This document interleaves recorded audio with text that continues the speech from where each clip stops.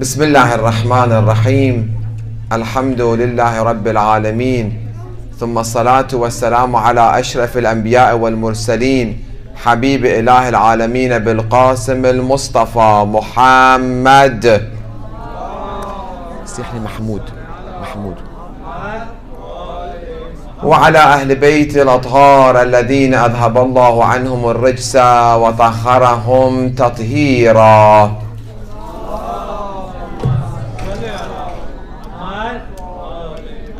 قال الله الحكيم في محكم كتابه الكريم أعوذ بالله من الشيطان الرجيم بسم الله الرحمن الرحيم ألف لام ميم ذلك الكتاب لا ريب فيه هدى للمتقين الذين يؤمنون بالغيب ويقيمون الصلاة ومما رزقناهم ينفقون.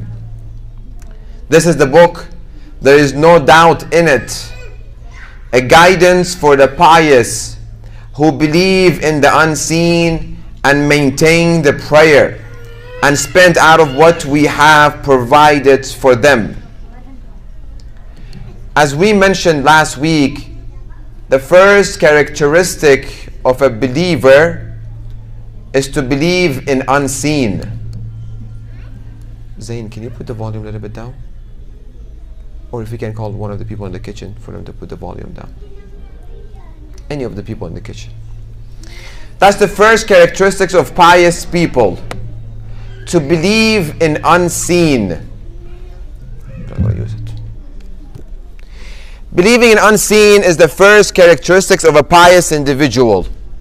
That's what differentiates between a believer, a pious, and a non-pious.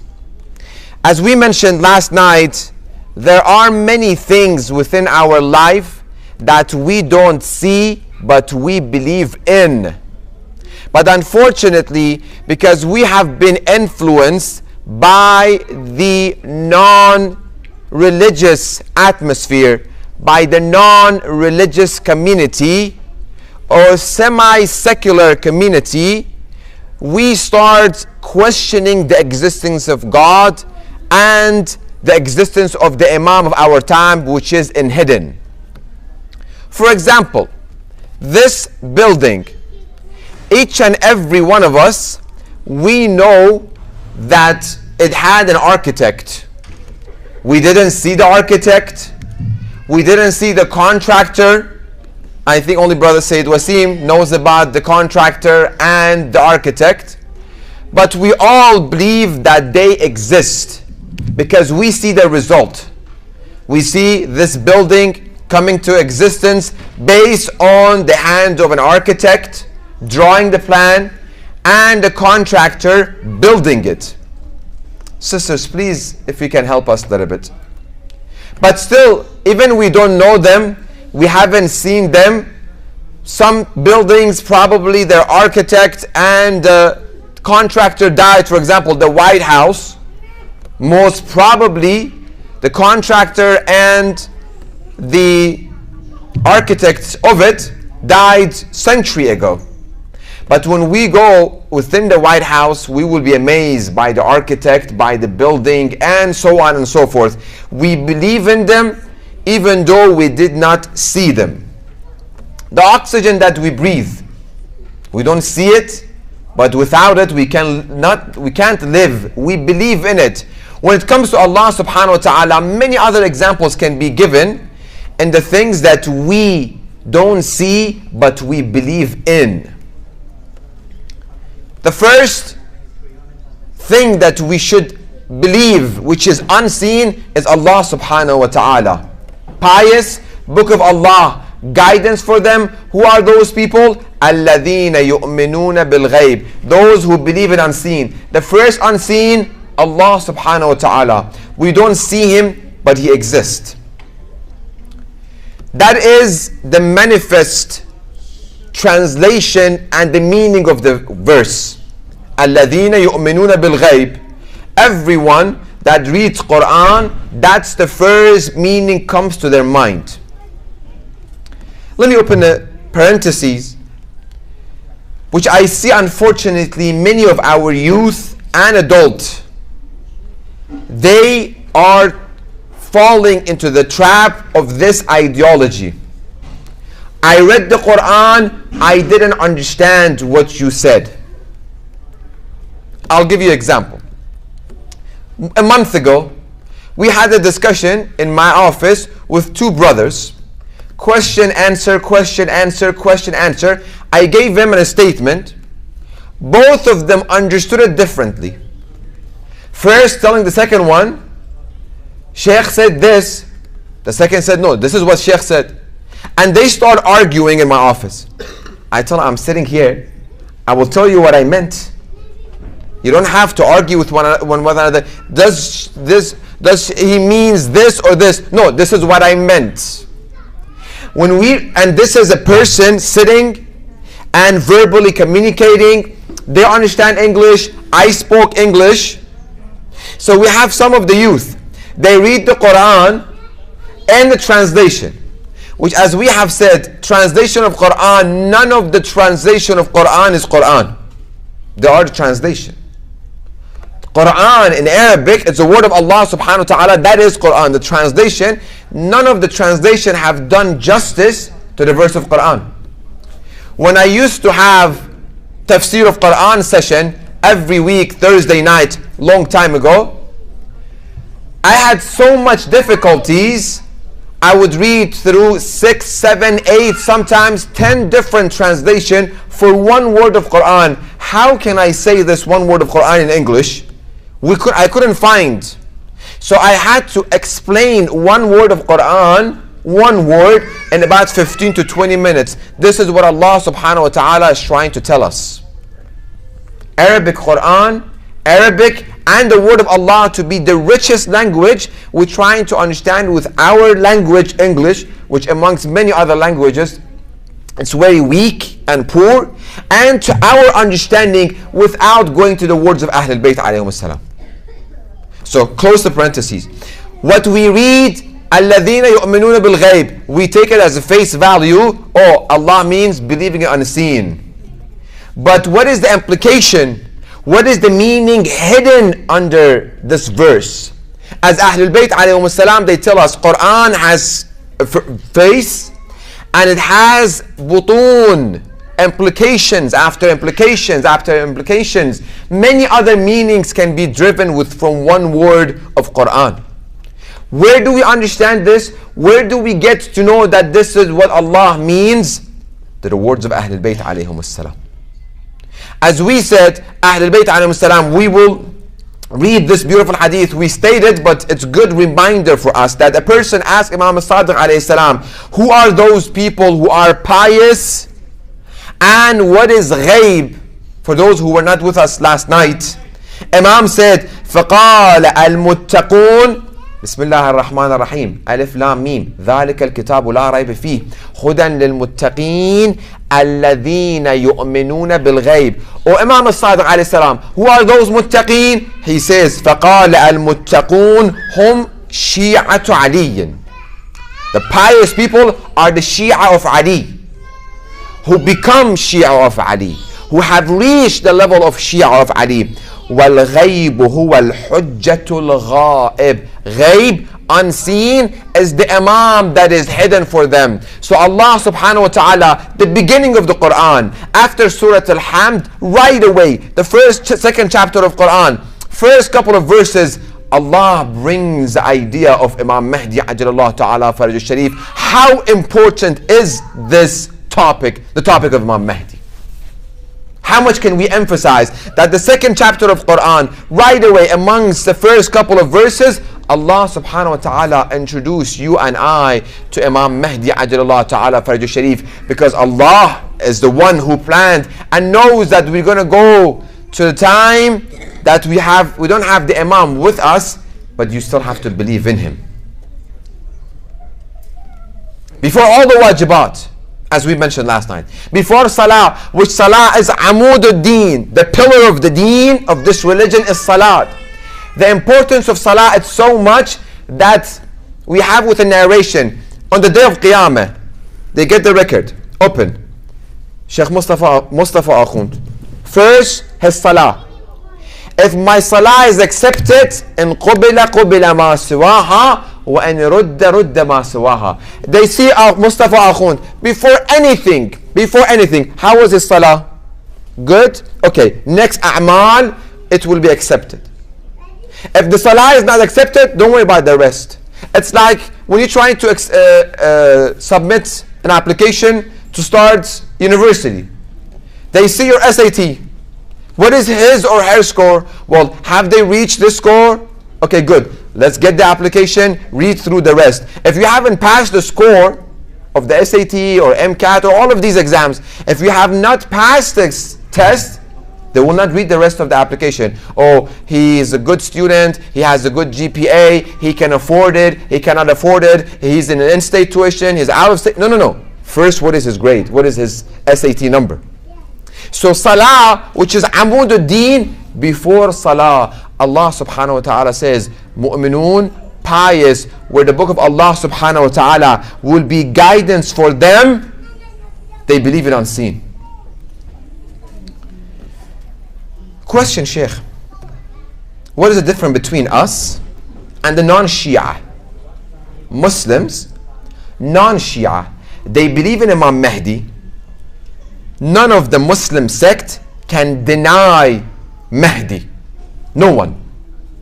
But everyone, they have their own interpretation of who Mahdi is. Majority of non-Shia, the Sunnis, they say Mahdi will come. He's not born yet. He will come at the end of the day, and he will fill up the earth with justice and equality and prosperity. Not yet. He's not born yet. They cannot deny it. Alhamdulillah, at least they cannot deny this. Reason why? Because of the amount of narrations that we have from Rasulullah about Imam Mahdi. One after one. You will be surprised. In the ceremony of Ghadir. How many have read ceremony of Ghadir? May Allah bless those who have. In the ceremony of Ghadir, the last and the longest sermon given by any prophet. How many prophets do we have? 124,000 prophets. The last to be our prophet. He, for 23 years, he preached. He lectured and lectured and lectured. His last sermon and the longest sermon is given by him is during the time of Eid al-Ghadir, which we celebrate. Rasulullah, in sermon of Ghadir, he talks about Al-Mahdi. Many occasions. Inshallah, that becomes an action plan for tonight. If you haven't had a chance yet to read the sermon of Ghadir, you just go ahead, Google it, sermon of Ghadir. Arabic, English, next to one another. No excuse for anyone. Read, see Rasulullah, even before Imam is born, he talks about Mahdi. Al-Mahdi. Before Imam al-Baqir is born, before Imam al-Sajjad is born, during the time of Ghadir, it's only Al-Hasanain, only. Rasulullah talks about Al-Mahdi.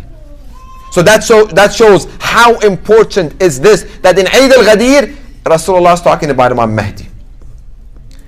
So, what's the problem then? Why the non-Shia, they say that Imam is not born yet?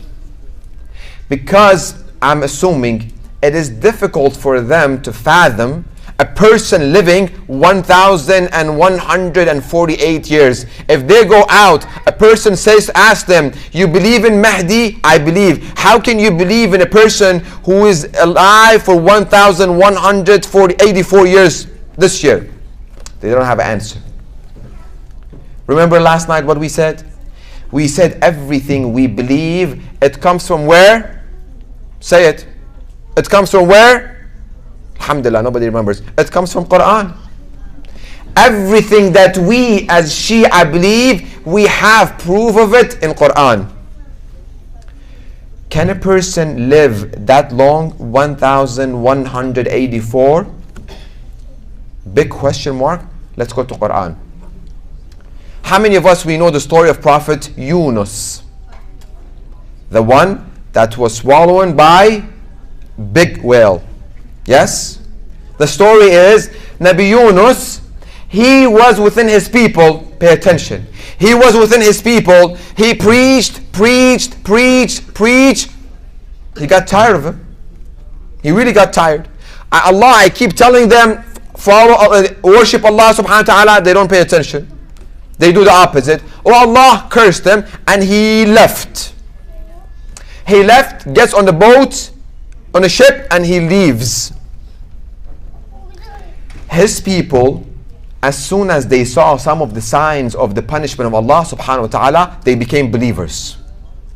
According to a hadith, when they saw the nation of Prophet Yunus, when they saw that God is trying to punish them, they became God worshippers, but Prophet Yunus wasn't there. He left them, basically left them early. He gets on a ship, Allah is about to punish. You should not leave your people. A whale comes by the ship. And the big whale, everybody's freaking out. We should do something. How about we feed him, one of us?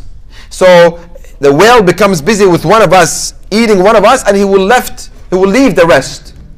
Let's draw. Bring a paper, rock, paper, scissors, shoe. Basically, Yunus, you have to be thrown. Second time, third time, Yunus, it is your turn. Your name came out. Threw Prophet Yunus into the ocean. The whale took him. Chapter 37, verse 142, 143, 144. What was the question we asked? How can a person live 1,184 years today? Let's look at Quran. فَالْتَقَمَهُ الْحُوتُ وَهُوَ مُلِيمٌ. Then the fish swallowed him while he was blameworthy. فَلَوْلَا أَنَّهُ كَانَ مِنَ الْمُسَبِّحِينَ. And had he not been one of those who celebrates Allah's glory, لا لبث في بطنه إلى يوم يبعثون. He would have, pay attention, he would have surely remained in its belly till the day will be resurrected. Allah says, if he wasn't from those who did tasbih of Allah, asking forgiveness from Allah subhanahu wa ta'ala for what he have done, a whale in the ocean, Prophet Yunus and the stomach in the whale, he would have stayed alive until the day of judgment. Can a person live on earth 1,184 years? If Allah wills, he can live. The same God that can keep Prophet Yunus in the stomach of the whale and the ocean for all eternity until the day of judgment, thousands and thousands and thousands of years, the same God can keep alive the Imam of our time, Imam Mahdi. This is what we can argue with the non-Shia, which they say, how can you believe in a person who's still not alive? Habibi, read Quran. Read Quran. Quran says we would have kept him alive until the day of judgment. How many years? Allah knows how many years. The same God can do the same thing. When we read Quran, again, this is the way that we should read Quran. I'm reading chapter 37. Allah, we have to see how much we can relate Quran to our day-to-day life, to our aqeedah, to our belief, to our characteristics, to our personality, and so on and so forth. How can we connect this? Quran speaking to us. I used to do documentary of the life of reverts, and it was beautiful stories I would hear from them. Majority of them, because that's the way they read Quran. They don't read Quran for Bismillah ar-Rahman ar-Rahim, Alhamdulillah, Alif Lam Mim, no. They read trying to understand and learn unanimously. I probably met more than 150 of them. They would say to me, Sheikh, when we open the Quran, every verse was talking to us directly. We had an issue, the Quran was addressing our issue. One of them, I remembered, I know my time is about to be finished. One of them, young individual in Massachusetts, we went to him. He said, I read Quran,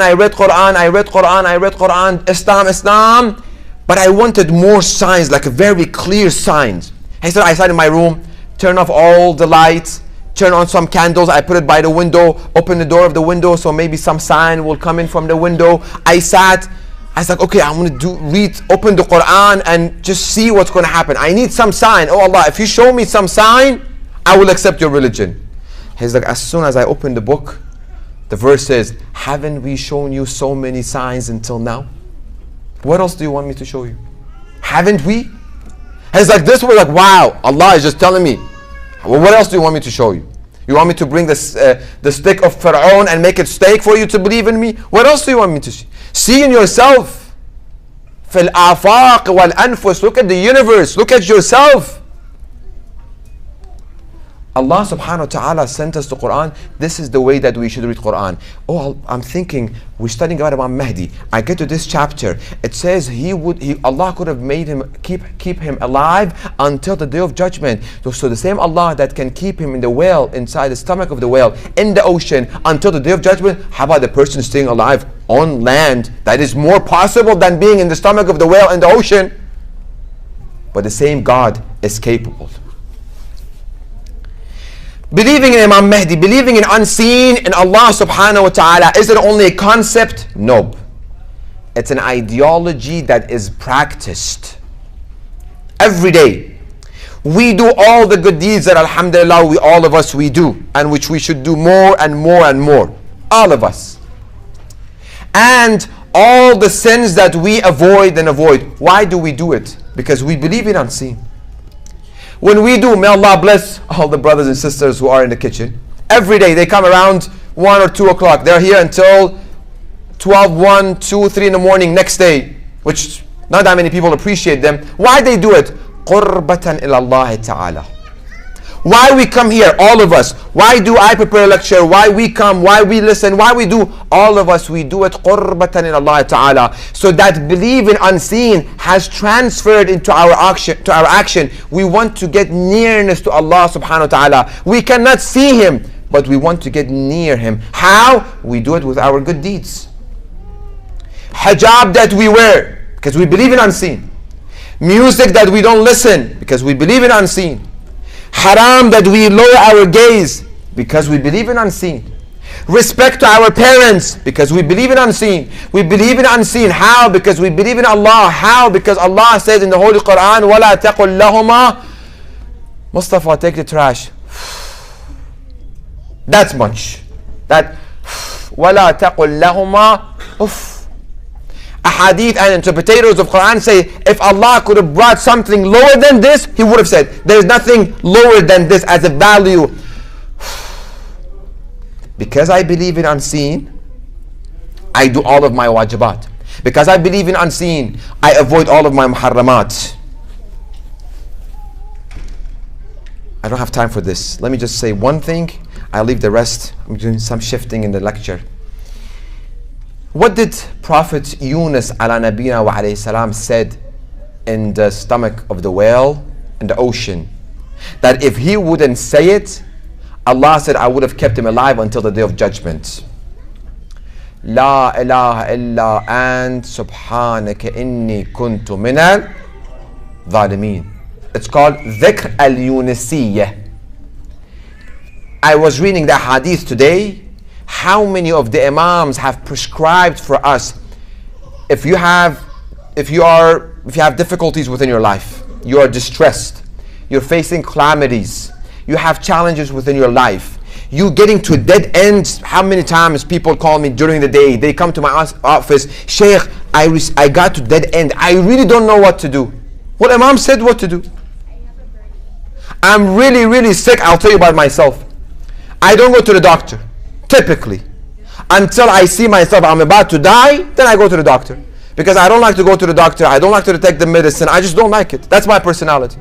Well, a lot of people, when I get sick, Sheikh, here's a doctor. Go to the doctor, get the medicine, and take it. I don't want to.